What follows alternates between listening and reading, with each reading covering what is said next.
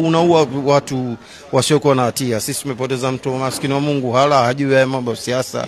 Umeelewa? Kwa hiyo vita ni vitu vya kusikia tu. Watu wengine nafikiri hawajaona, na labda ingetakiwa nchi nayo vile vile itengeneze mindset, watu wajue vita vinakuaga vipi. Sio kitu cha kuomba, yani sio kitu cha kuomba kabisa kabisa.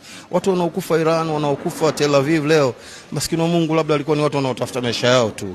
Lakini kusema kwamba tutamwaga damu, tutafanya nini, sio kitu ambacho kiukweli unatakiwa kukiomba katika maisha yetu sisi. Unaona, kama nchi ikiwa na amani, ni namna kujaribu kuona nguvu gani ya hoja inaweza kutumika kuliko kusema ni swala la kuingia na mtutu katika nchi. Ni kitu ambacho sidhani, naona machafuko madogo tu, wala kukuwa na mitutu ya kiasi hicho. Vipi ikiwa kuna mitutu ya kiasi hicho? Wengine wengi tutapoteza maisha kwa sababu ya vitu kama hivyo. Kwa hiyo hata mimi kule, bahati nzuri sikuwepo huko, lakini nafikiria sio kitu cha kuomba. Sana. Nashukuru sana.